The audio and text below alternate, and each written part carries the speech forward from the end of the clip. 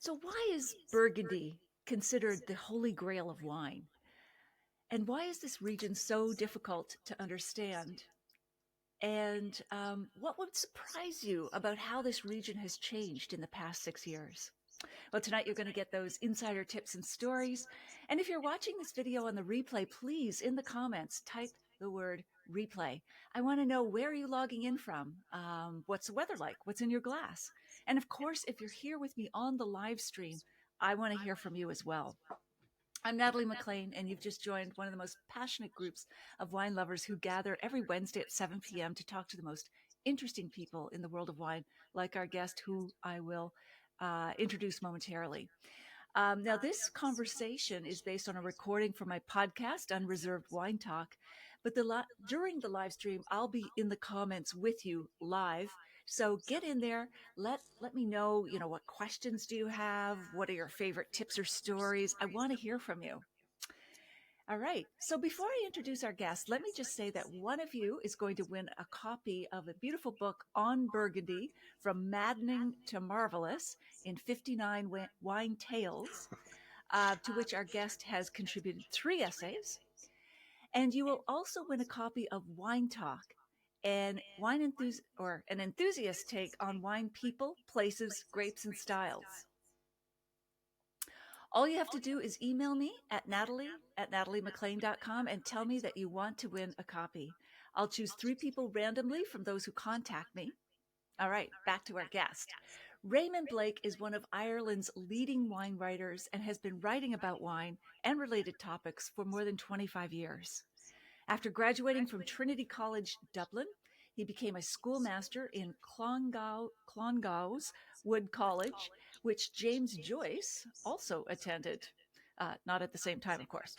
But Raymond is the Burgundy correspondent for Hugh Johnson's Pocket Wine Book and a regular contributor to the World of Fine Wine magazine.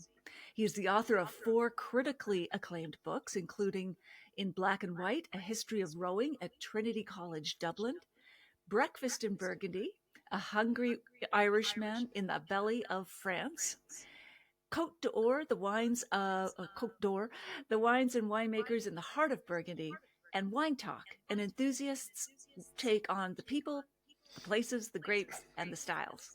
He is working on a second edition of his Côte d'Or book.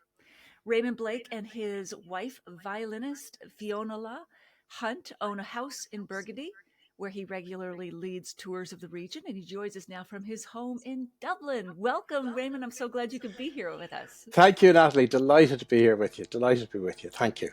All right. Oh, I love that. Sorry, I'm sure I have an accent, but I love your accent, your brogue. As I mentioned That's just great. before we got started, my grandmother was a Brophy, and yeah, those resonances are coming back to me. That's good. That's good. All right. So before we dive into your wine career, tell us how you met your wife.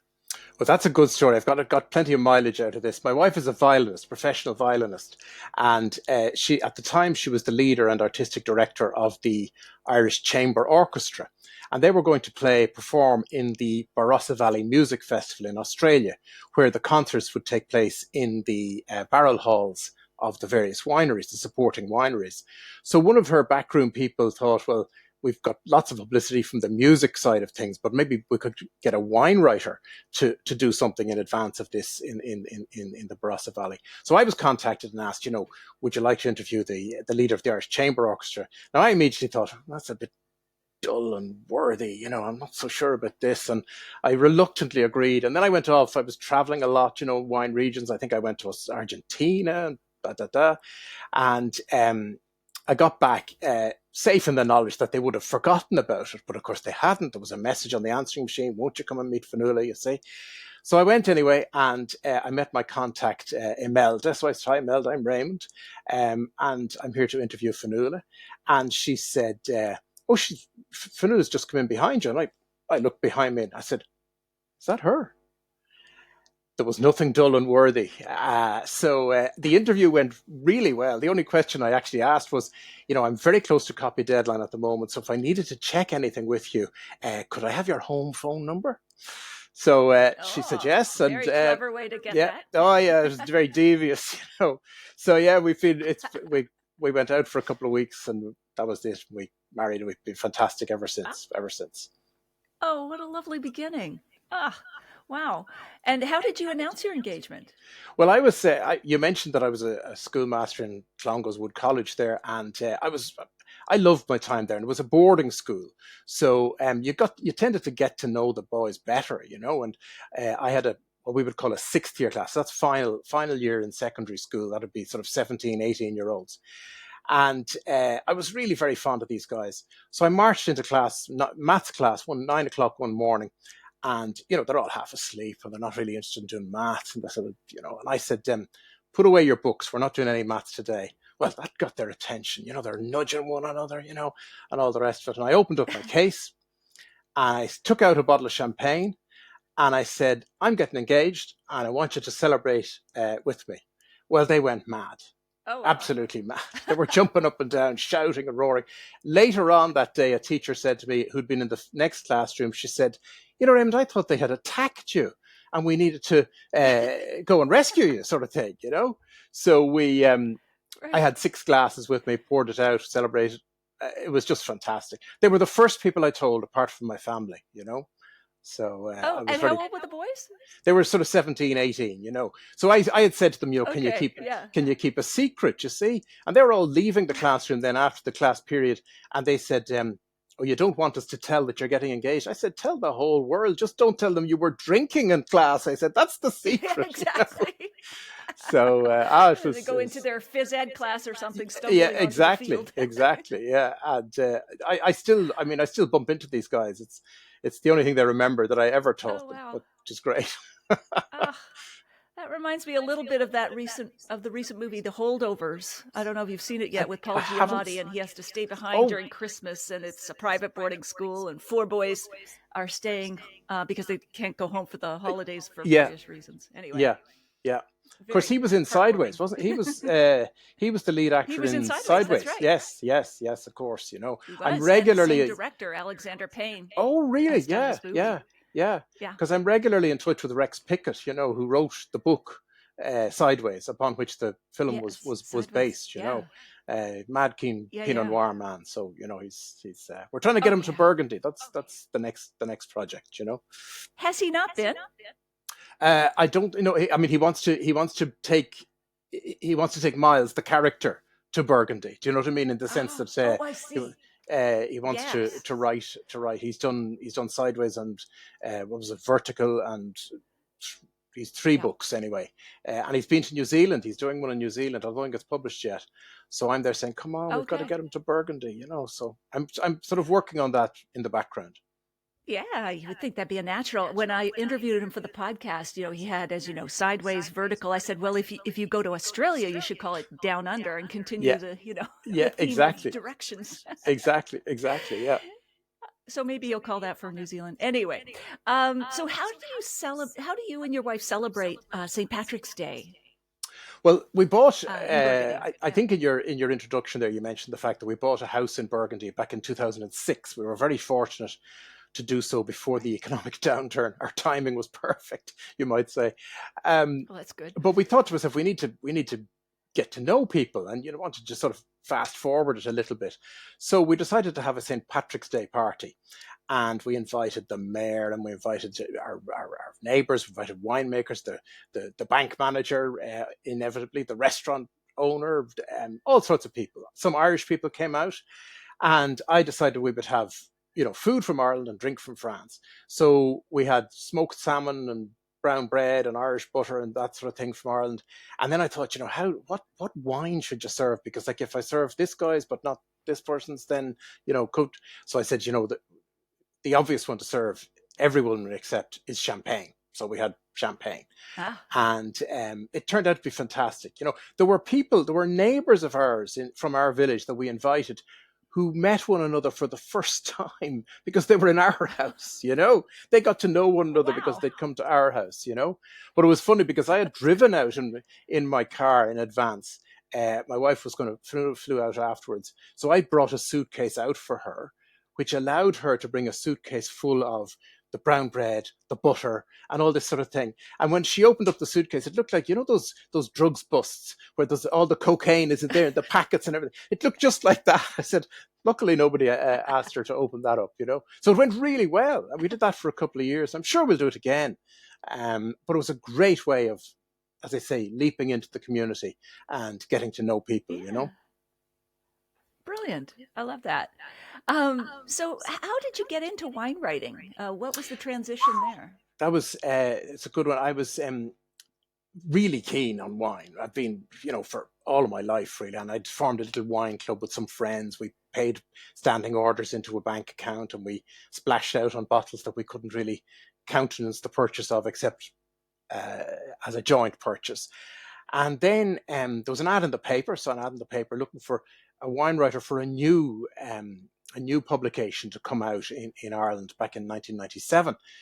And I used to always say to the pupils, I always said, like, if you're doing something like that, try to stand out a little bit from the crowd, get noticed. I said, don't dye your hair pink or anything like that, but stand out a bit from the crowd somehow. And now I was listening to myself saying, how am I going to stand out from the crowd? So I wrote to the publisher, and I didn't really apply for the job at all. I asked him out for dinner. The phone rang almost instantly. The phone rang. And he said to me, I'll meet you for dinner. He said, every freeloader in Ireland is looking for this gig. And one of them invited me for dinner. So I went for dinner anyway. I choreographed it down to the last, you see. And at the end of the dinner, I said to him, well, what's the story? Have I got the gig, And he said, I couldn't tell you that. What? I've sensed a sting here, you see. And he said, no, my wife decides these things for me. Oh, I said. He said, tell you what, we meet again in a week's time. My twist, he said, and my wife will be. I said, okay, same again. End of the meal. And I turned to her and I said, well, do I have the gig? And she says, yes, you do, she said. And do you know why? I said, tell me. Because your shoes are shining, she said. That's why. You never know. You never know. You never know. You never know. It's great. That's right. I was going to say, like, this editor complaining about freeloaders applying for the job, and then he goes out for a free dinner. Anyway. Very well put. He was I daren't say he was the ultimate freeloader, but yeah. Good for you. And how did you become fascinated with Burgundy specifically? I know you write about other types of wines, but Burgundy holds a special place in your heart. Why is that? Absolutely, no question about it. I'm sure plenty of people will have heard of the novel by the English novelist Evelyn Waugh, Brideshead Revisited, and about the early 80s, about 40 years ago. There was a television adaptation made of it, and it's long. It's 10 or 12 one-hour episodes with Jeremy Irons and Anthony Andrews. Laurence Olivier was in it. John Gielgud. It was a beautifully produced. It was just absolutely magnificent. Well, I started watching that, and I just was totally taken by it. And then I read the book, and there's this magnificent passage in the book about Burgundy. It starts off, I rejoiced in the Burgundy. How can I describe it? And it just went, I can read it out to you if you want, but it's just a magnificent passage. Do you have it there? I have it here, yeah. And the one thing I'd have to tell you, if people are taken by this and they go and buy the book and they say, that's just not as colourful as what Raymond read out. It was only in the early editions. Evelyn Waugh then decided that he'd gone a bit overboard. It was a bit purple. The prose was a bit purple, and he throttled it back a bit. So the paragraph in subsequent editions, you can see this is an ancient copy of the book. Sorry. Yeah. Well loved. Well loved. And the pages are stained, they're like so. But anyway. Yes. I rejoiced in the Burgundy. How can I describe it? The pathetic fallacy resounds in all our praise of wine. For centuries, every language has been strained to define its beauty and had produced only wild conceits or the stock epithets of the trade. This Burgundy seemed to me then serene and triumphant, a reminder that the world was an older and better place than Rex knew, that mankind in its long passion had learned another wisdom than his. By chance I met this same wine again, lunching with my wine merchant in St. James's Street in the early years of the war. in the first autumn of the war, sorry. It had faded and softened in the intervening years, but it still spoke in the clear accent of its prime. And that day, as at Pyards with Rex Mottram years before, it whispered faintly, but in the same lapidary phrase, the same words of hope. That's what got me into Burgundy. Wow. I love that mic drop. Oh my goodness. And is this in the same book? Is this the part where they say it's a naive little something, or and they go on like Yeah, it's a hound, or it's a gazelle or a something. nymph, I forget. striding. Yeah, you're Oh, absolutely right. Yes, because what happened was they'd gone to Sebastian's family home and they were basically raiding the cellar, and yes. they found a wine tasting book, and they were there pouring out their wines and drinking them down and saying, "Well, this is it's as you say, a gazelle, a nymph in the woods, or whatever." And then they got all mixed up, and the glasses got confused, and all the rest of it. Yes, so yeah, you're absolutely right. You're absolutely right. Yeah, it does um, enliven the senses, and then it completely confuses them if you keep going with enough of it. Exactly, exactly. That's great. I love that. Now, tell us about how you came up with the title of your first wine book, Breakfast in Burgundy, which I just love. Breakfast in Burgundy, yes. It was as soon as we bought the house, I said to Fanul, I said, I'm going to have to write something about this. So I started to keep a diary and was doing lots of visits and all the rest of it, the usual stuff. And I was in Pomar early one morning, a January morning, bitter cold morning, visiting Comte Armand. And the winemaker there at the time was Benjamin Leroux, who's since moved on, very well regarded.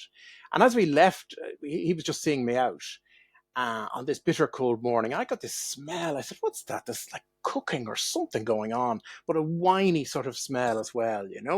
So he said, "Oh, the mobile distillery is in town, just around on the other side of the church." So I go around, and there's this. It looks like a miniature oil refinery on the back of a truck, on the back of a trailer. You see, and I started finding out what was going on.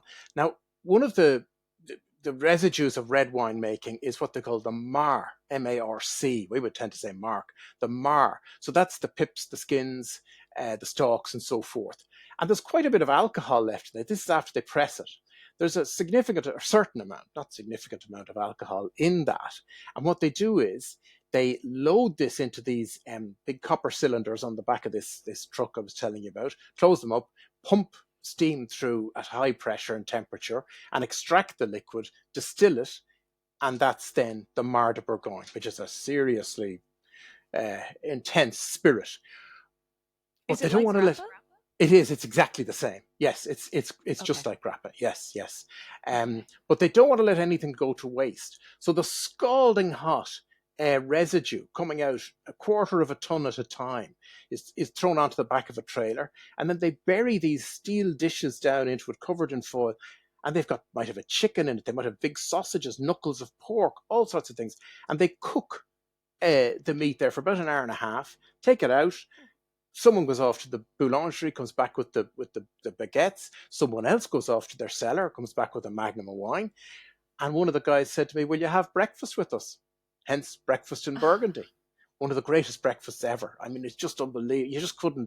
You couldn't describe it. But the one thing I'd always say, I remember was, you stuff the baguette full of a big sausage or something, and you're chewing down on it, and of course the juices are running down. You're running down your chin, and you don't care. I mean, it's just so wonderful. So that's how I got the title, Breakfast in Oh, Burgundy. Yeah, oh, I love that. It truly sounds like a movable feast, yeah, especially on the back of a truck. But that sounds exactly, marvelous. exactly.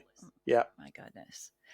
So every summer, when you return to London, or sorry, to Dublin from your home in Burgundy, you bring back lots of great wines with you, of course.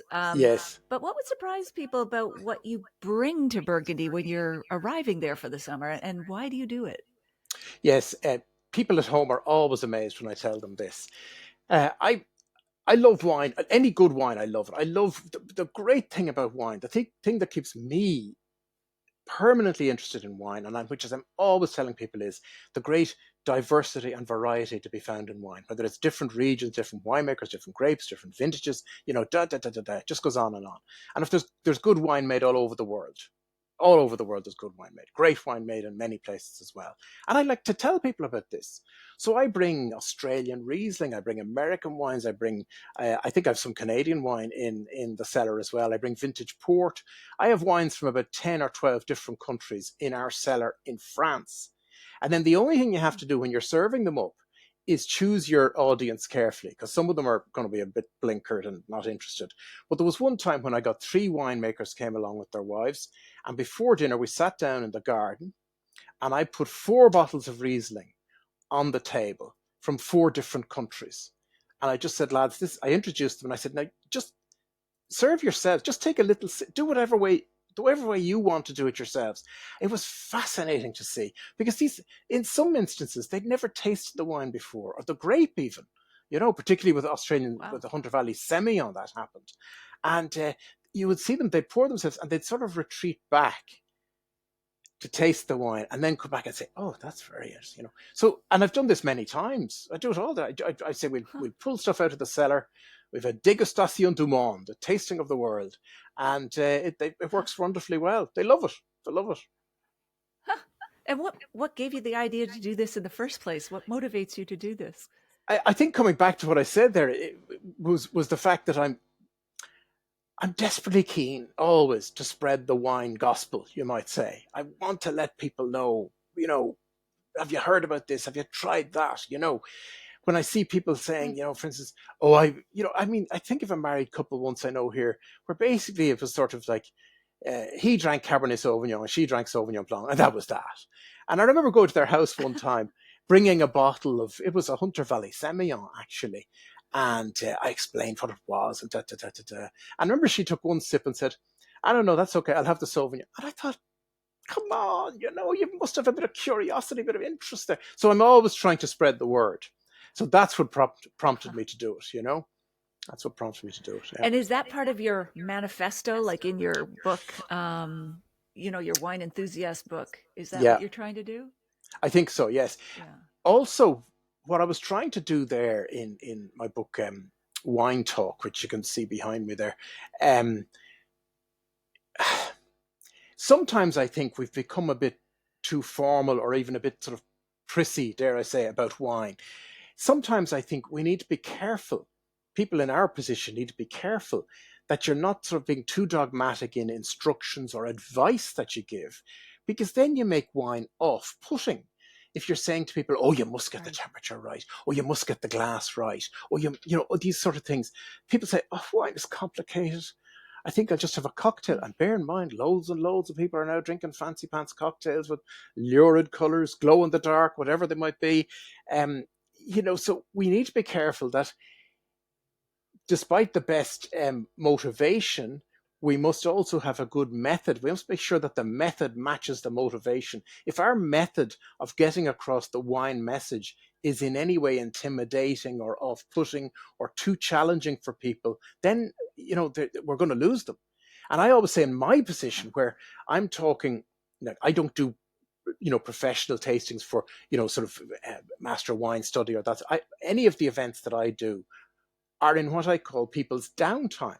It might be a dinner that I'm speaking at. That's out of office hours. It might be a tasting straight after work, whatever it is, but it's out of office hours. It's their downtime. I always say they don't want a lecture. They want a story. And I tell them stories. Right. I tell them about how I met my wife or whatever it might be. And then say, oh, by the way, what we've got in our glass is, or I might say something like, oh, the winemaker here, he curses like a trooper and smokes like a sailor and whatever, And I think that'll be, that's my manifesto. And I take a bit of a swipe at, I don't like to hear, say, for instance, the MW and MS people saying how difficult their exam is. Because if you say that too often, then people are going to be put off. It's not going to encourage them. That's my own take on it. And I think, wine has to be fun. Really, it has to be fun. Absolutely. To begin with. And it sounds like, your approach to wine is informed by your former days as a schoolmaster. Yeah. Is there anything other than making it fun and accessible that you took from those days or your training in how to be a teacher that now translates well into how you, quote unquote, teach about wine? Well, I'm glad you asked me that, because particularly with regard to Burgundy, getting across a complicated message without making it a confusing message. I honestly think that my background and experience as a teacher stands me in good stead there. Because frequently, like if you're, let's say, teaching maths or something, you break it like in little increments, bit by bit. You don't tell them what's coming around the corner. You make sure they feel comfortable with this first. And then you say, well, there is another little thing we must also allow for here. And that is particularly the case with Burgundy. I mean, it is immensely complex. So the key there is that, yes, acknowledge the complication, but then don't pile confusion on top of the complication. And I think it helps me, as I say, my background there. So I'm constantly trying to just keep it simple. Make sure as well that I always try as well, like, I'm a great believer in not just piling up wads and wads of knowledge. I always say to people, if the accumulation of knowledge doesn't lead on to insight and understanding, well, then it's a bit of a waste. You've got to. The ultimate test is, if you're learning about wine, the ultimate test is, can you go home to your spouse or partner or whoever, or to a group of friends, and can you then explain it to them? Because if you can then explain it to them and they get the message, then you understand it. But it's really important that you get understanding and insight, and not just a heap of knowledge, and that's what I try to do. Absolutely. There's some old adage about learn it, do it, teach it, and then it will sink in. Yes, that's I love right. that. And not that we want to scare everyone off, but why is Burgundy so complicated in your opinion? Like geologically, I suppose you can blame the geology in the sense that it's, as I think it was Hugh Johnson described it, as like a multi-layer cake which has been sliced across. So people often say, how come, just if you cross from one side of the road to the other, things change completely. One is Premier Cru and one is a more humble designation or something like that. Well, there's such a topsy-turvy geology lying just below the surface there, that it's possible, to have these micro parcels, as of vineyards, tiny little, garden-sized plots.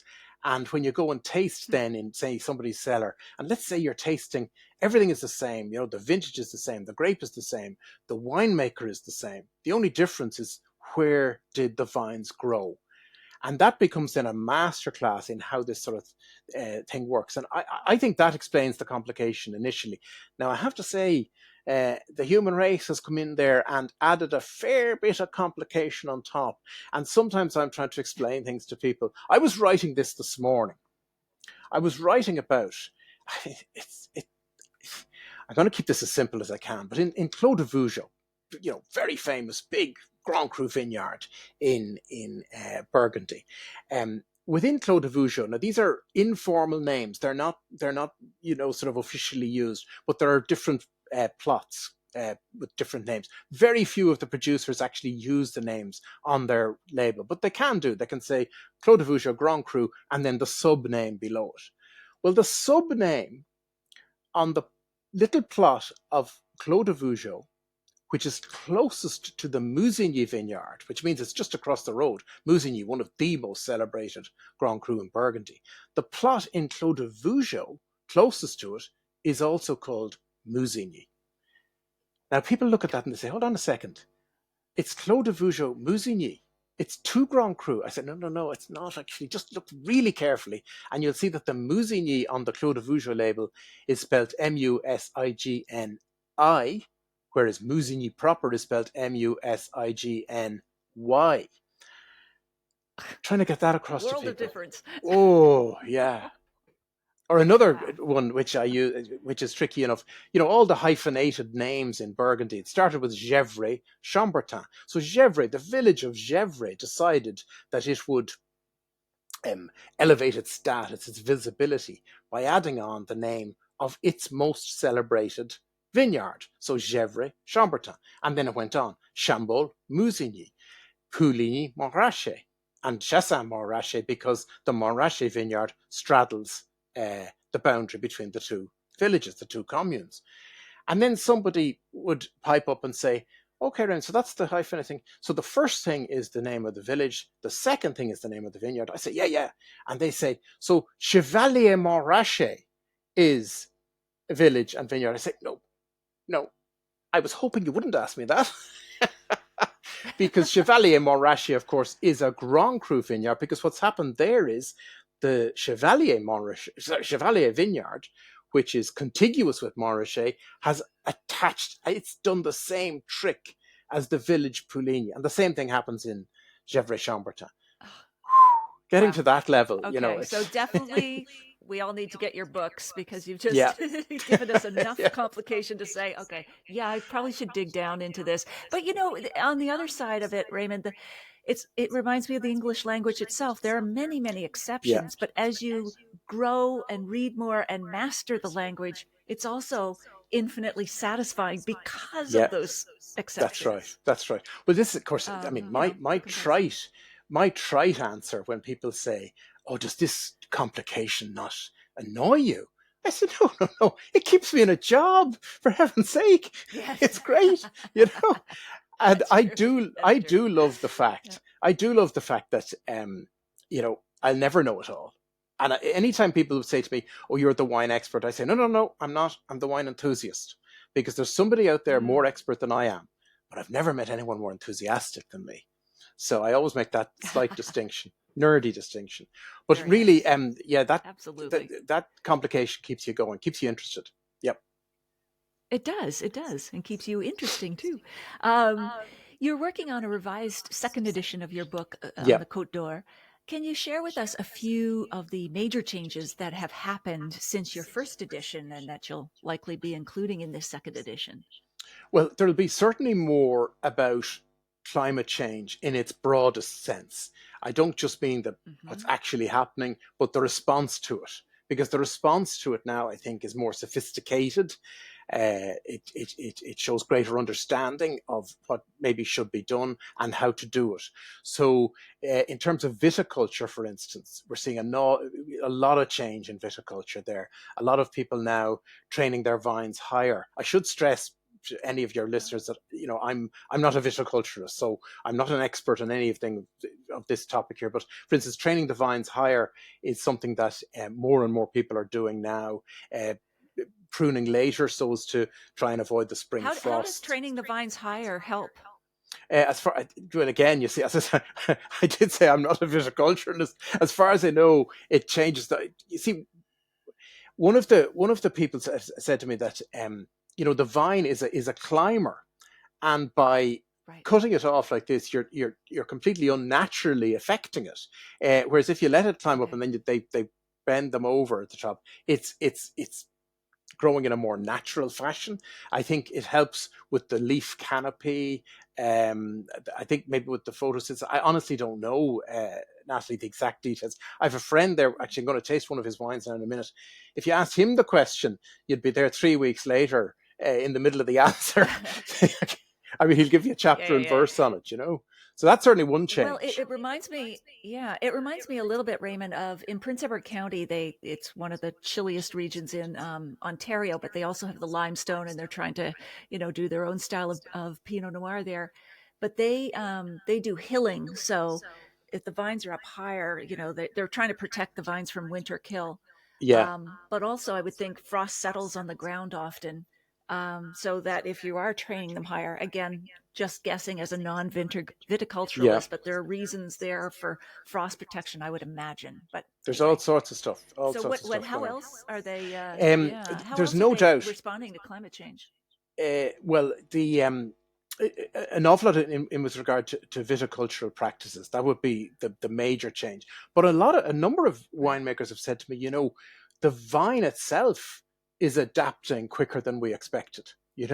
So Oh, even recent hot vintage there. Which one was it? It was 20 or 22. Yeah, there were hot vintages there.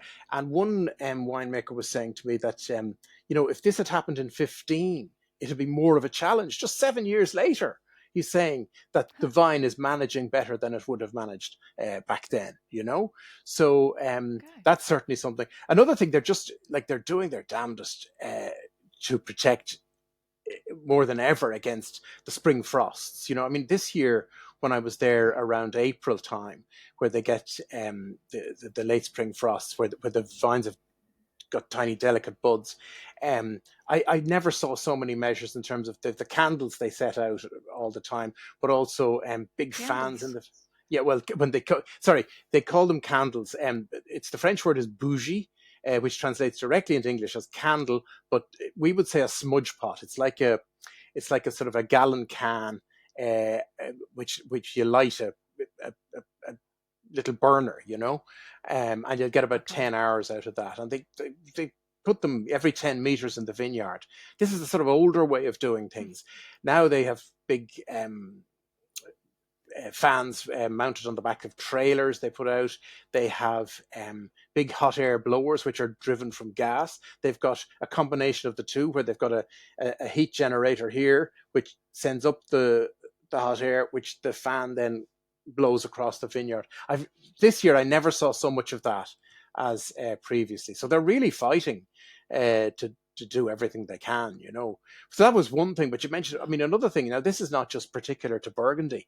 Um, Noticeable decrease in the use of oak or the new oak. Bigger barrels, Okay. which will cut down the ratio, of internal surface area to volume.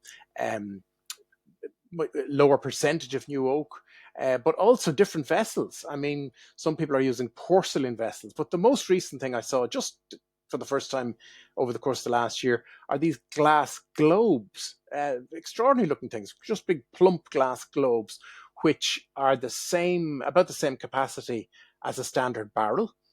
And Okay. everyone seems to have a few of them, you see. And I asked one guy, he just had a few of them in the corner of a fairly big um, barrel hall, winery.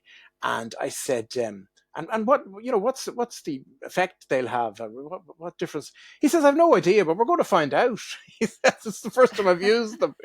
So he was only using a small amount, but these are now very much trendy. And then Do also, they I said, have any anticipated changes? Like, there must be a reason they came into being. Like, is there yeah, a I think supposed? the whole thing is uh, no oak influence, first of all, but secondly, it's Okay. sort of looking outside of the wine thing, and they're saying that if we don't have the forests, what are we going to do, or Right. that sort of thing. And I think some of them would say that making the glass globe is more environmentally friendly than making the oak barrel, but I can't say for certain. It's so Hmm. new. This is Okay. something I'll be going back again now at the end of January to do more research. I do sort of 1 week blast around visiting various domains, and that's one question I'll be asking as Sure. many people as I can. So that's an unfolding story that I don't actually know the exact answer to your question, and I'm not sure anyone knows, to be honest. But one guy did say to me, he said, "Look, we have to look at we don't know what's coming down the track." He says, "We have to look at every possible um, way of doing things." He said, "Just regardless of sort of the effect it has." They've got stainless steel Right. barrels now as well, like barrel-shaped stainless steel Oh, vessels. wow. Um, Wow. you've I probably guess seen that's those just big, looking for less oak impact, yeah, yeah. inert. Big. You've probably seen the big concrete eggs. The latest thing I saw was Yes. big stainless steel eggs, just the same, but made in stainless steel. Huh. And the whole idea of the shape there, Oh, wow. you've probably heard, is that it creates a natural stirring motion of the lees within the egg shape, creates a natural sort of circulation of the lees, stirring the lees, which is more gentle than batonnage, which is a bit rough, you see, where they're stirring up the lees to get the nutrient out of the spent yeast cells. So they Right. now make them in stainless steel as well. Yes, yeah. Okay. Wow. So, I mean, obviously, it's difficult and expensive to make Pinot Noir in Burgundy, but why is it considered the holy grail among winemakers and not, say, Bordeaux or Champagne? Um, I think because of the challenge more than anything else. Hmm. Uh, if you think about it, I always say to people that the biggest difference between Bordeaux and Burgundy is not the fact that they use different grapes, but that in Bordeaux, almost everywhere, they use a blend of grapes, and in Burgundy, they use a single grape. Because, and again, it's nothing to do with the grapes themselves just at the moment, but imagine the way that affects your whole winemaking philosophy and what you're able to do. If you're in Bordeaux and you've got your Cabernet Sauvignon, your Merlot, some Cabernet Franc, whatever like that, you can compensate a bit. You can have a greater Yes. input in the winery to create your finished wine. Whereas things are stripped a bit bare in Burgundy. You've got your Pinot Noir coming from a very specific site, not a big 80-hectare vineyard. It's a very specific site, and it's a more delicate grape straight away. It's thinner skinned and all those sort of things. So I think it's seen as more. It's like, well, as I said, my wife's a violinist. It's maybe like playing like a soloist rather than playing as a member of an orchestra, something like that. She probably would tell me I'm Right. talking rubbish now if I say that, but something No, like it's a that. good analogy. And it's Yeah. And become, yeah, it reminds me of having all your stock in one company, not a diversified yeah, portfolio. yeah. Um, So more yeah. challenging. Yeah, So yeah, that's that right. makes sense. I like that. Good. But I was intrigued that Andrew Jefford, a British writer, described Oh, yeah. Burgundy as the Bach of wine, not Beethoven. I would have thought it would be the reverse, that Bordeaux would be the Bach. And then, but why did he go with that, do you think? Uh, I, I'm almost with you on that point because I wasn't sure. I can sort of see why he would. Like, I should say, by the way, these are my two favorite composers without any shadow of a doubt. They stand like they are, monumental influences in the whole of Western culture. Fantastic, and I love them both. Um, Bach is perhaps, coming back to what I said there about Pinot Noir and everything, a lot of the things that you can do in Bordeaux are stripped away in Burgundy. You're more laid bare, as it were. Bach's music. Now, I mustn't use the term simple. I have to say it's deceptively simple in the sense that, you listen to it and it's a pure, elegant sound. It's the sort of thing that, you would foolishly say, oh, Jesus, I could have written that, when Yeah, but yeah. there's Dun, hidden dun, dun, dun. complication. Yeah, there's hidden Yes. complication beneath Bach's music. Maybe the richer sound of Beethoven's music is what Jefford was responding against, in the sense that he maybe felt that it was more like the Bordeaux. I'm not sure that I would. I don't think I could go one way or the other. You see, by the time Beethoven came along, the orchestra itself, the makeup of the orchestra, allowed for greater richness in the sound. Bach was writing Hmm. almost always just for strings, whereas Okay. more other instruments had come about in Beethoven's time. Um, I think it's probably to do with that deceptive simplicity, and I stress deceptive because it's not simple. It's a good way to put it. But yeah, yeah. Yeah. Yeah, absolutely. So maybe take us through Burgundy. There's two famous slopes, the Côte de Nuit and the Côte de Beaune. Like, what do we see as we walk through or drive through Burgundy? What is it like visually? Hmm. Hmm. Um, I always say to people when I'm talking about Burgundy that you have to talk slightly in broad brushstrokes. But as soon as I say something to people when I'm doing the tours or I'm leading groups, I always say, there will be an exception to everything I tell you. But if I tell you every Mm. exception, I'll never tell you anything because so I have to talk in broad brushstrokes with regard to the Côte de Nuit, which is to the north, Côte de Beaune to the south, and they make up the Côte d'Or, the Golden Slope. Uh, Golden Slope is what people normally say it means, but people also suggest that the OR of D apostrophe OR is referring to the Orient, meaning the east facing slope. So it's facing the Orient. Huh. I'm not sure which the derivation is correct. Um, but to the north, you have the Côte de Nuit, which is simpler in the sense that it's a more linear line of villages that follow. So you go south of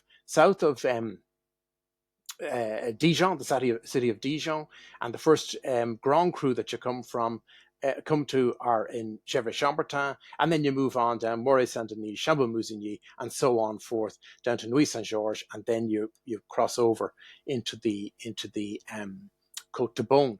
The Côte de Nuit is principally the great red wines come from the Côte de Nuit. The great white wines come from the Côte de Beaune, but again, that's a generalization. And the one thing you notice as you move south then is it spreads out more, it sprawls more. The Côte de Beaune is less sort of linear. Um, and it has the villages, Pomar, Volnay, Meursault, and so on. But there's like an inner line, what I call an inner line of villages like Saint-Romain, Saint-Aubin, Montaly, Auxerre, and so on like that. So it's more sort of sprawling out.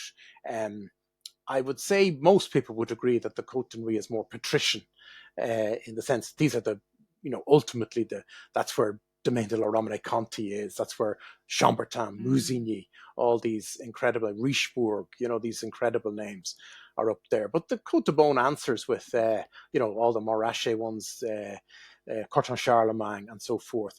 I think you were saying, like, if you were walking along, I love walking the vineyards, by the way. It's absolutely fabulous.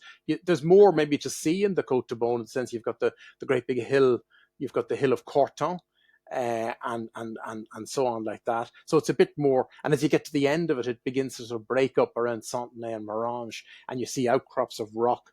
I said it's a bit like a wave coming into shore. It breaks, it tumbles. The landscape and the geology becomes much more fractured, whereas it's much more regular in the Côte de Nuit. But you did mention about walking the vineyards, and that's the one thing I say to people: walk the vineyards if you get the chance.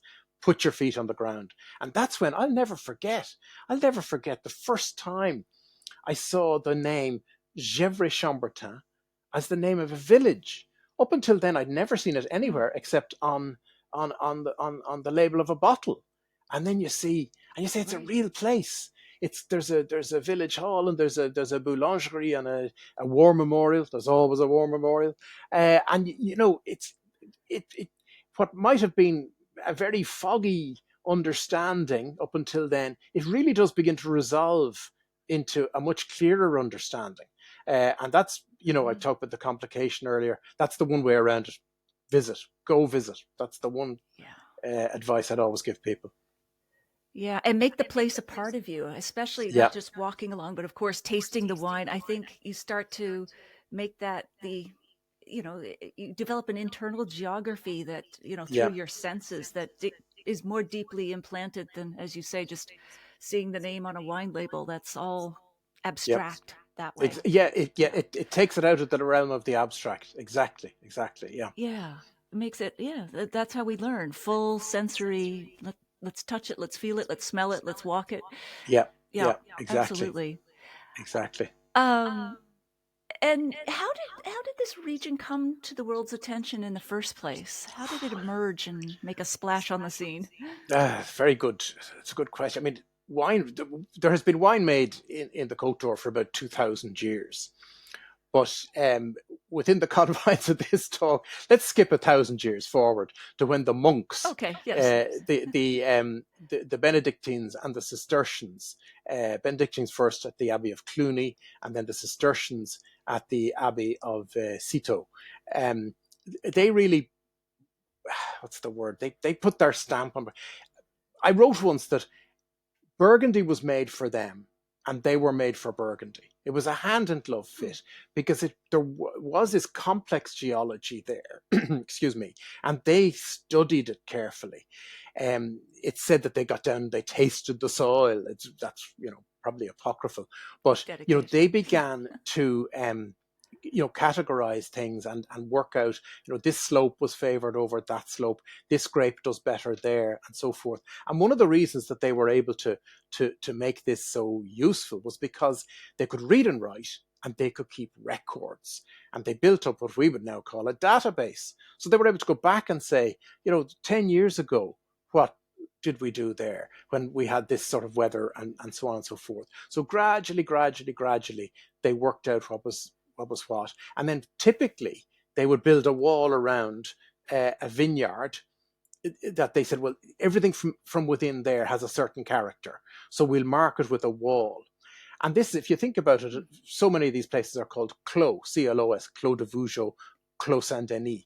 And of course, if you think about it, the English word, enclosed, you've got clos in the middle of enclosed. So think about that, and you'll realize what they mean. by that. And typically then they might even put a pathway where they noticed a difference from one side to the other. Well, why not build a path along it to mark that difference? So gradually, they built up this picture of the place. Then also, it's worth remembering that Burgundy, geographically, Burgundy lay, and indeed lies, on a major trading route that went north-south from the Mediterranean all the way on up to the Low Countries and on up into the Scandinavia, into the Baltic countries. So that allowed word to spread. Burgundy was a wealthy, during the time of the Dukes of Burgundy, it was a very wealthy region through trade and so forth. You can still see it in the Hospice de Beaune, the magnificent building of the Hospice de Beaune, which is one of France's most visited historic monuments. So that's the sort of thing that put it on the map. And the quality of the wine, there's no doubt that they were making lovely wine, and the word got out about it, and the word is still there. Hmm. And then Napoleon complicated things with his Oh, Napoleonic code and broke up everything, didn't he? As you opposed to bet. Bordeaux, where that didn't happen. You Primogenitor, first son inherits everything. Big, Oh, large estates, but not in Burgundy. it's the complication is unbelievable, to be honest with you, in Yeah. terms of inheritance. Where let's say you have two small domains. There's three children in one domain and two children in the other, and of course it divides equally between them all. But of course, if there's another force working the other way as well, is that the son in this domain might marry the daughter from this domain, and that creates a new domain. So this is the constant. Everyone says it's, but it keeps fragmenting. I said, yeah, it is fragmenting, but it's also coalescing at the same time.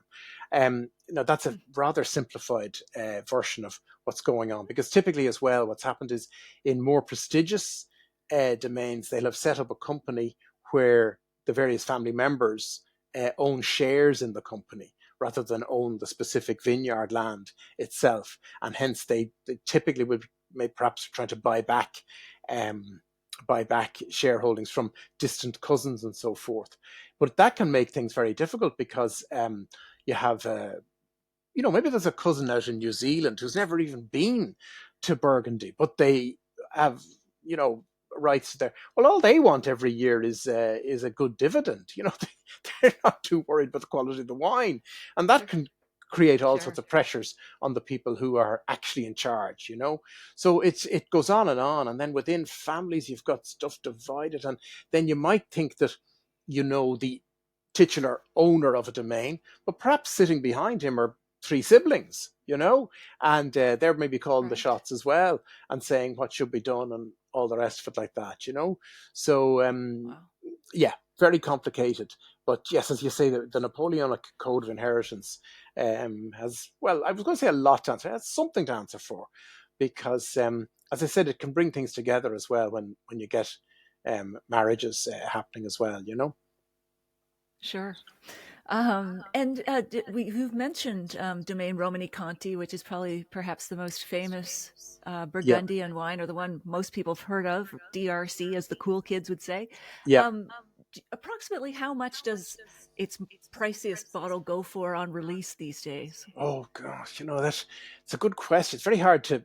So I think the release price is maybe around 1,000 a bottle. I'm just not sure, to be honest. Yeah, And yeah, that sounds realistic. it'll be interesting to see what happens now when they'll do the tasting of the 21 vintage now in February.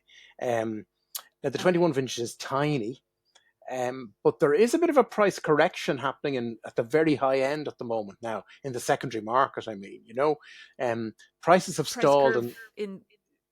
Okay, they're coming down. Yeah, this they're year, coming down. just this Yeah. year. Okay. And And why would that be? I would think the world's demand would still be increasing with new markets coming online, seeking those finer wines, whether it's in India or China or Brazil or wherever. yeah, well, now, I don't understand the whole economics of it, but the one thing I'd say is, like, it had gone so high. Like, could it have gone any higher? And what goes up must come down as well. I mean, like, you're talking of, Sure. you know, not just like, say, a 1990 Romane Conti. Um, I think the last traded price was maybe 25,000, 30,000 a bottle. something like that. But Wow. there's another producer. He's dead now many years. Henri Jaillet. Now Jaillet, like his wines sell for unimaginable prices, and yet 25 years ago I could buy his wines for about £60 a bottle. Now £60 a bottle then was quite a bit of money. But as I say in my book Wine Talk, all I had to do was exercise my credit card, give it a bit of a, a, a punishing workout to buy a few bottles. Nowadays, and I'm not joking, I'd have to sell the house because it's now 20, Wow. 25,000 a bottle. So it's just I'm delighted to be Yeah. able to say I drank those wines, but and people ask me then, well, why are they so expensive? I always talk like a three-legged stool. I think it's like a perfect storm.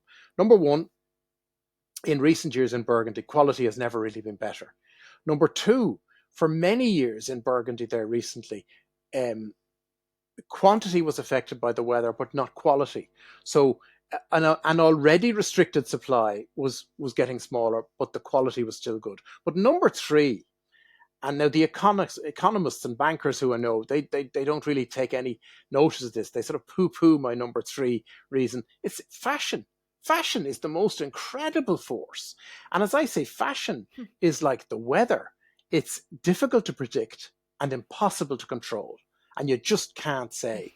And right across Burgundy now, there are some producers whose names they've just gone up in lights, and others who are producing just as good a wine, and they're selling for a high price, but they're not in what I call the golden circle. And I don't really understand that, to be quite honest. Something becomes fashionable, and it's like Hermes bags.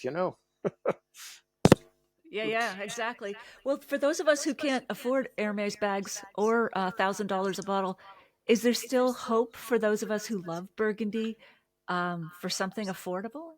Yeah, well, there are two answers really to that. Number one, if you go outside the Côte d'Or, straight away you'll see you'll come across Côte Chalonnaise particularly. You'll see really very nice wine at a much more affordable price. And those wines have improved enormously in recent years because there's been a reason for them to improve. There's a demand coming in for them now, so they can take greater care with them. There was one, Aubert de Villaine, the co-owner of Romane Conti, and his wife Pamela, who's from California. Like as soon as he became involved in DRC, and they got married, they set up their own domain as well in the Côte Chalonnaise, and it's called Domaine de Villaine. It's now run by their nephew Pierre, and I did a tasting with him there a little while back. And I came home and said to my wife, we must buy some of these wines because if they were from the Côte d'Or rather than the Côte Chalonnaise, they would be twice the price, but they're just as good. Hmm. So, we want to get back there and do that. The other thing, and the two wines I have to taste here would be examples of this, and that's one of the reasons I chose them, is that at the lower level, at the most basic entry level, that's where the greatest increase in quality has come. The peaks of achievement aren't much higher than they ever were, but the troughs are much shallower, and that's where the value is to be found as well. So if you get the most basic entry level wine from a really prestigious producer, you're going to get some serious stuff. Because I also think as well they take great pride in making these wines, because I think they would say to you, look, if I can't make a good Grand Cru wine, I shouldn't be in this game. But it takes much more Sure. effort to do a basic Bourgogne. Or, of course, another thing you asked me earlier about was big changes. One of the big changes you're seeing now is the rise and rise and rise of the Alagote grape. It's Hmm. incredible. You're seeing wonderful quality made by all sorts of people. So the entry level wines are better than ever, and they'd be where I'd be directing people. And that's your way in. You see, then you say, oh, I like this style here, or I don't like that style there, so I'll follow this producer, and move on Right. up. Move on up if you Yeah, feel you can like go it. up the ladder of their different Yeah, levels of quality if you yeah, find it. So, yes, speaking of wines that you have there to taste, yep, let's would love for you to tell us about them. Maybe start with the first one you want to show us, yep. and Well, I let us should. know how it Can tastes. you see that? Okay, Natalie. Well, right now, your video isn't showing. It Oh still yeah. will show Okay. in the end because we've It got two should do. separate tracks. Okay. So it'll be fine, but I can't see you right now. Okay. But of course, I've also sent you photos of that. So maybe you can put them up, Yep, I photos of the will. lake. I'll put them in the show notes. Yeah, for Yeah. sure. Okay. That's fine. So that people will be able to look at them carefully. Yep. So this is a Yes. Bourgogne Blanc from Jean-Marc Vincent, who's a neighbor of our, his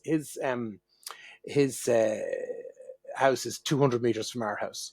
So as I always tell Ah. people, I collect wine from him. We buy a few cases from him every year and we bring it home in a wheelbarrow, literally carry it home in a wheelbarrow. I think I might have sent you that photograph, Natalie. Yeah, yeah. And Well, it gives new meaning to going over to the neighbors and asking for a cup of sugar. You're going over to borrow. that's right. Well, not That's borrow. right. Yeah. Pay for wine. So we've got his Bourgogne Blanc, And- and okay. I'm using a Zalto universal glass. Um, I think he makes a delicious Bourgogne. I love all his wines, by the way. I think his whites are excellent and his reds are very good. And his daughter is about to join him as well in the thing. Huh. But let's have a little taste. Sure. Yeah, and tell us what you get from that. Now, I chose the two wines here, a red and a white, for various reasons. I always say the golden rule when buying Burgundy is producer, producer, producer. Who made the wine? It's like buying property, Right. location, location, location. That's the only thing that matters. Only when you know that, should you look further at the vintage and the vineyard. So the two producers I've chosen here, Jean-Marc Vincent and Jean-Claude Ramadé, I have the highest regard for. I think they're excellent. And therefore, you can then look and say, well, what about, this is the 2021 vintage, in both cases, for both my wines here this evening, the 2021 vintage. A really challenging vintage in Burgundy.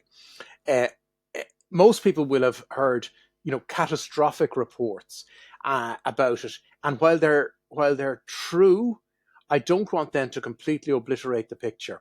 It's always more nuanced than the headline suggests. Remember that. Any bit of news is more nuanced than the headline suggests. And the key thing here is, while many, many producers suffered catastrophic losses, maybe 80% losses, the wines that were made in the end are pretty damn good. They're not great, but they're far better than people expected. Not only that, people are saying they're a bit like a throwback to a lovely vintage from the 1980s, when my descriptive term for the style of the wines from 2021 in general is that what I call a lighter weave. The pattern, the fabric isn't as densely, there's not as many stitches to the square inch, you might say. They're a lighter weave, and in some ways they're more transparent, and people would say that maybe you've got a better expression of the terroir rather than the vintage, coming through here. So both are from 21, both very challenging. Let's, as I say, we'll try this again. Sure. Delicious pure fruit. Sorry, go on, There, Natalie. Oh, no, go. Oh, yeah. Pure fruit. You're getting what kind of fruit? Delicious, clear, juicy fruit. A lovely, pure citric acidity coming through there. Not rich. That's the key thing that 21 doesn't have. It doesn't have sort of a lot of, I'd call, ballast in the flavour. But you'll notice as well, I'm chatting away here. I can barely talk now because there's so much saliva running in my mouth. There's delicious acidity there coming through, which gives me great hope for the future that the wine is going to age well, Now, some people, if people have got used to the richer styles in the last, let's say 5-10 years, from the warm vintages that we've had, where the wines are more opulent and succulent and that sort of thing, these will come as a little bit of a wake-up call to the palate, I think, in the sense that it's a little bit, it's a little bit more, as I always say, I see wine on a spectrum between comforting at one end and challenging at the other. Now, these wines have moved towards the challenging end of the spectrum rather than towards the comforting end of the spectrum, if that makes any sense at all. I hope it does. It does. But yeah. I think with this wine, I wouldn't be pairing it with, say, richly sauced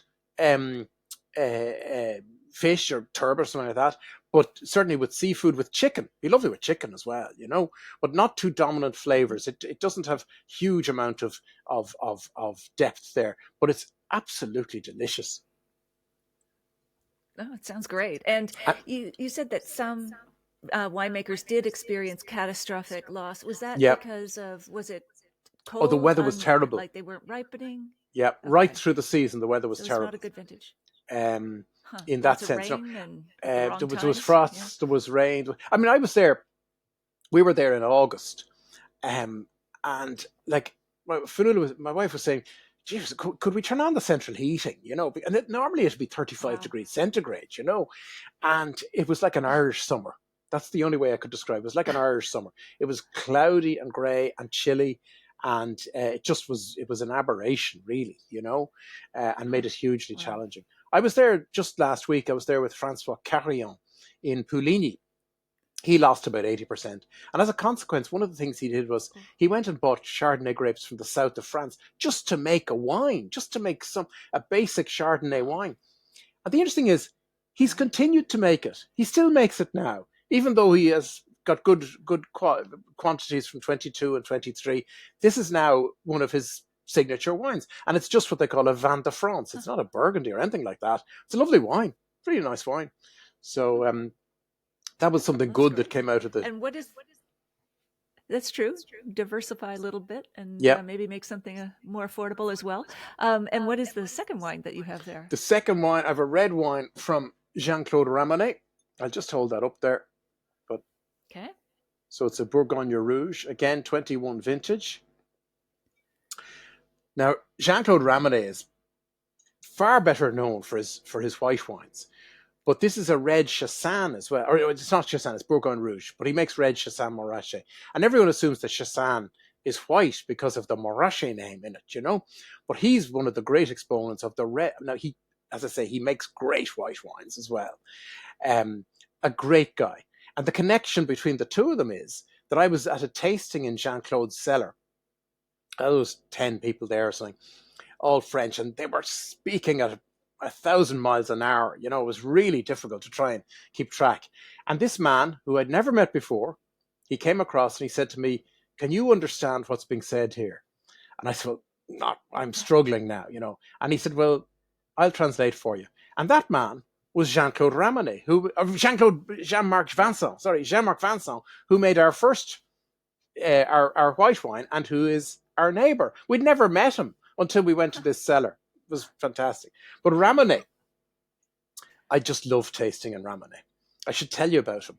Like, I mean, Mm-hmm. he's an extraordinary guy, and you get this harks back to something I said to you there about half an hour ago. Um, you get really earnest people there with their notebooks, you see, and they're saying to Jean Claude, and you know, the malolactic, you know, and he goes, you know, and the temperature of fermentation, and he goes, and what about, you know, this, and this, and all these technical, you know, really earnest questions with their notebooks out. And the only thing he does diligently, he'll point to a large scale map on the wall and he'll point exactly where the vines grow. As far as he's concerned, that's the key thing. That's what gives them their character. Where did the vines put down their roots? That's what defines the wine. And that's what he takes really seriously. And otherwise he's there like, oh, I'm not interested. Oh, you know, whatever, you know. But anyway, his red wines, I think, are superb. I just love. Huh. You take a sniff of this and it just says, drink me. You know, it's just got this an immediate sort of attraction. It's just incredible. What aromas would you get for those who are trying to envision or whatever I think of it's called cherries. for smell? I think of Okay. red cherries, not dark cherries, red fruits. But with this wine, I always think it's as if you've taken a bunch of grapes and you've just squeezed it, and you're literally just, you know, it seems to have been transformed into wine while still carrying all its character. It's light again in structure, delicious acidity, delicious red fruits, ripe red fruits, with just a little whisper of something more complex, a little bit of spice, a little bit of that sort of thing coming in, which if you kept it for 10 years would probably become more pronounced. And I have drunk Ramonet's red wines at 40 years of age, at 50 years. And I was a great believer. I was a total nerd with regard to the Apollo moon landings and all this, you see. And on the 40th Uh-huh. anniversary of Neil Armstrong stepping on the moon in 1969, the 21st of July, I think it was, on the exact 40th anniversary, I opened a 1969 Ramonet Rouge. And I saluted the moon Mm. from our garden in Burgundy and drank it down. It was absolutely magnificent, almost ageless, beautiful, pure, lacy character, not heavy or rich, but this beautiful intensity. I often say about these wines, when they're right, it's like a ballet dancer and not a weightlifter. You know, a weightlifter is obviously strong. A ballet dancer is not obviously strong, but beneath that lithe exterior, they're extraordinarily strong, you know, but it's Mm. well hidden Yes. amongst grace. You know, there's grace and elegance and that sort of thing. And that's what you tend to get in his wines as well. Yeah. Lovely. Lovely. Very poetic. I love it. That is great. Wow. You keep sipping on those wines, of Okay. course, Yeah. Raymond. You're heading into your weekend here, but I can't believe how quickly time has gone. So let's get to the lightning round because I wanted to ask you a few questions that are here, Mm, because I know you've got some props nearby. Um, yes. so, what is maybe something you believe about wine with which a lot of people might strongly disagree? Well, some people, they always raise an eyebrow when I tell them, look, I usually drink a bottle of wine over 3 evenings. They say, what? You know, Hmm. that's not right, surely, you know. Well, I said, look, we've become too prissy about wine. We have to dumb it down. No, dumb it down is not the phrase. Sorry, that's not the right way at all. I shouldn't say that. But we've got to just take it more casually. And, you know, when I see the way people drink wine in France or Italy or Spain, you know, it's not a sacred item that they sort of put up on a pedestal. And the one thing I say to people is, and I do this all the time, I open a bottle of wine, uh, and I drink a glass or two or whatever it might be, and I put it in the fridge. Red or white, I put it in the fridge. If it's red, I take it out, you know, maybe 2 hours before I want it the next day. And it's frequently better the next day. And sometimes I then just decide, let's see how long it'll go, because I want to find out, you know, how long this will go before I notice deterioration. And it's usually after 3 to 4 days that there's noticeable deterioration. But after 24 hours, there's frequently a noticeable improvement. Because if you think about it, most of the wine we Hmm. buy today now is very young. You know, it's almost Yes. just the recent vintage or the next to most recent vintage. So that's something that does raise eyebrows, I must say, it really does. And something else, certainly at home here, perhaps the same with you. I'm forever telling people to serve their red wines cooler. I want people to Mm, throw out the idea true. of room temperature. I said room temperature is when we all lived in drafty castles before central heating. Room temperature here now in Celsius here is maybe 21 degrees. Most back labels, if it's on the back label on wine, will tell you to serve it in Celsius between 16 and 18 degrees. And I always say to people, that is noticeably cool to the touch. It must be noticeably cool to the touch. And if by any chance you serve it too cold, like a small amount in a big glass, it's going to warm up in 5 minutes, you know? Whereas if it's too warm, True. it becomes Yeah. soupy and the flavor begins to fragment. It sort of falls apart, you know, it's no good. So that's something else I'm forever going on about. Yeah. Those are good tips. Really good tips. Um, Now, is there an unusual food and wine pairing that has been memorable for you, Unusual food and wine pairing. or Um, a childhood food that you used to eat and now you'd pair it with wine? well, I tell you what, I'll come to that in a second because I was going to sort of answer your Sure. first question obliquely by saying, um, what would I use as a versatile wine to make matches that you mightn't expect? There are two wine styles I think that are incredibly versatile: Gruner Veltliner from Austria and Fino or Mm-hmm. Manzanilla Sherry from Spain. And there was one, in fact, I think Okay. I've written about it in my book Wine Talk. I drank with my host. I drank a bottle of Fino Sherry right the way through the meal. You know, so we had all sorts of things be it meat, seafood, whatever. And the only thing you couldn't possibly pair it with was the dessert, the sweet dessert. Well, that's fine. But so Gruner Veltliner and Fino or Manzanilla sherry, I think, are fantastically versatile. There's a story I tell about when I was young. I was a terror for food. I just loved my food. I was always plaguing my mother about how did you cook that? It's different than that. What did you put in that? Show me how you did this, you see. But there was one food stuff, which I can't claim to have eaten this very often, but I remember in my grandmother's house, she had a cousin down the country who was a butcher and sent up veal sweetbreads, or we would say riz de veau in French, RIS, riz de veau. Sweetbreads are pancreas and thymus glands of the calf, and they're an acquired taste. Well, I acquired the taste very, very quickly. It took no more than a few minutes at the age of 10. These things, I could see the adults were all saying, "Oh, look, we've got the sweetbreads." You see, just rinse them off there, throw them onto the pan, fry them in some butter, and the enthusiasm of them just brought me forward, and something I'd never tasted before. I was bound to love it because of the enthusiasm they were showing, And sure enough, Yes. I did. And today I would always match that. Now you need a richer Burgundy for that. You need a richer white Burgundy, like a good nutty traditional Merceau to go with those, with a nice sauce, with maybe made with some, ceps or something like that. There's a restaurant in Beaune called Ma Cuisine. They do them to perfection there. And as I say, riz de veau, sweetbreads, they sit at the intersection of taste and texture. And I always tell people, never forget the texture. That's so important as well. But that's a great match for me. Yeah, yeah.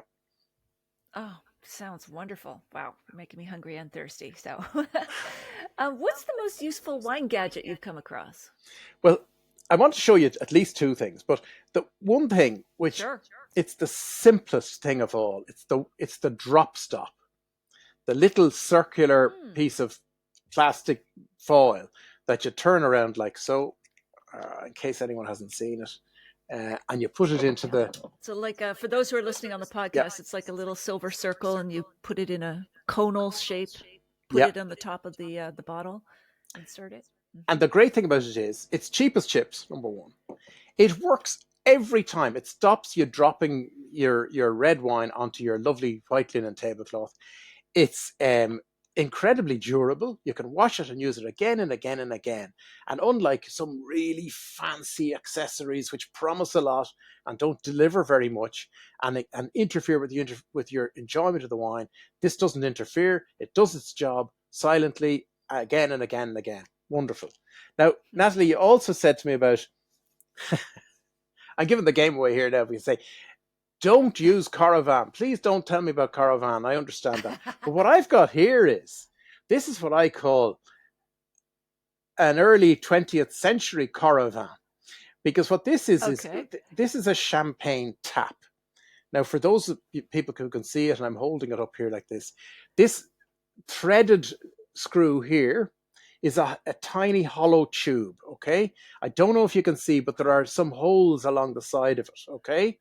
Now, what you would do was you screwed that down into the champagne bottle, you see?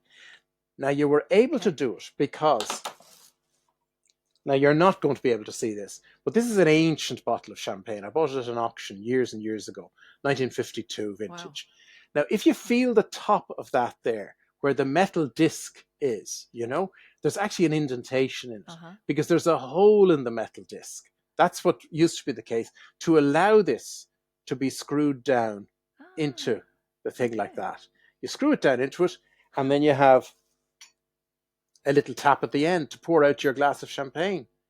Now, I've never had to use it because I've never had the difficulty of only wanting one glass. Preserving a bottle, that sort of thing, that doesn't ever, strike me too much. So while I think Caravan is fantastic, but it does work. I've never had that much use for it, to be honest with you. But that's my true. Well, only have useful gadgets, not those that sit around and collect dust. But we'll put a picture of the things that you've been talking about in the show notes so that those who are listening can see what we're talking about. Let's see. Oh my gosh, I could talk to you for longer, but let's just wrap up with a few quick ones. If you could share a bottle with anyone, living or dead, who would that be, and which wine would you open? That's so tricky. We talked about Bach and Beethoven earlier. They're two obvious candidates. Oh Uh, yes. but I think one of the most significant figures in world history is Napoleon Bonaparte.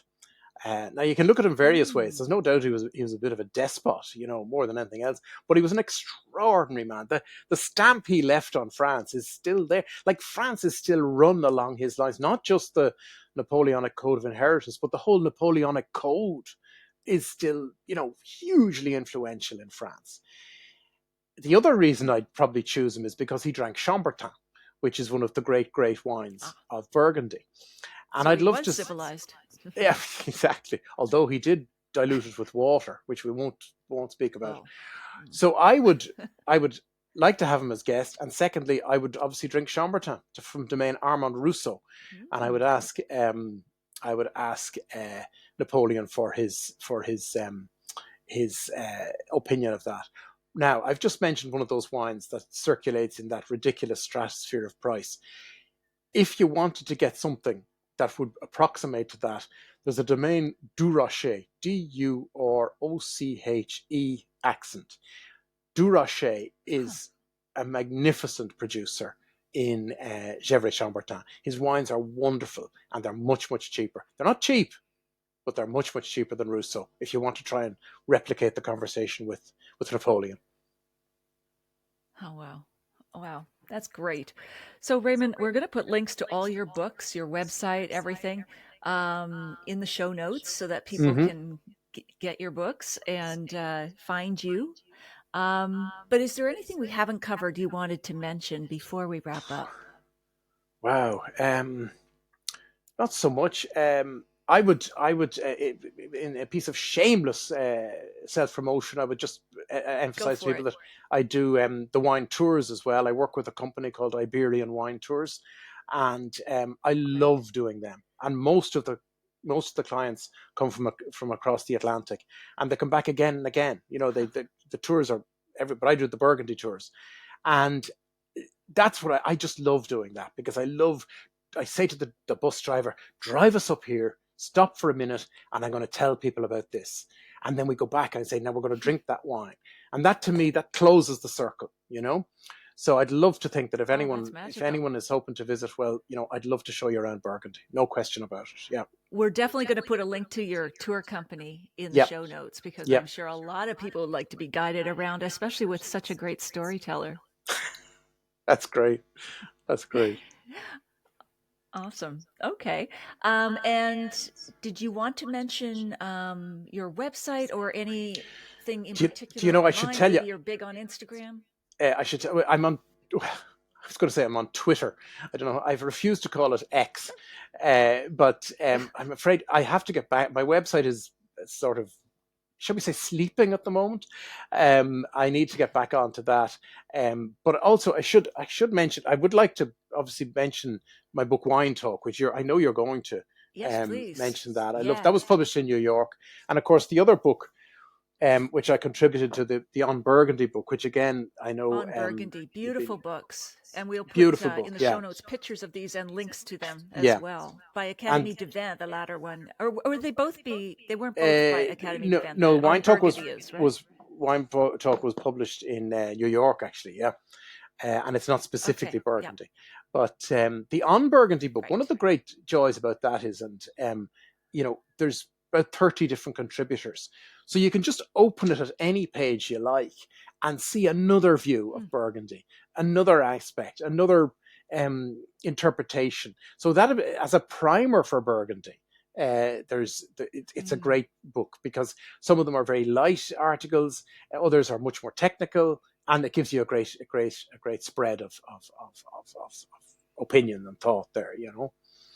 So Sounds like a yeah, literary box of chocolates. Dive yeah, in and dive exactly. out and savor and yeah. A literary box of chocolates with no Wonderful. marzipan. Oh, okay, great. That's always a bonus. So Raymond, do not sign off. I'm going to say goodbye, but we're going to make sure this uploads to the cloud before Okay. we stop talking. But for the purposes of the recording, I'm going to say goodbye for now. And I look forward to continuing this conversation, and perhaps we can meet in Burgundy sometime. Yes. Yes, definitely. All Definitely. right. All right. Cheers, Raymond. See you.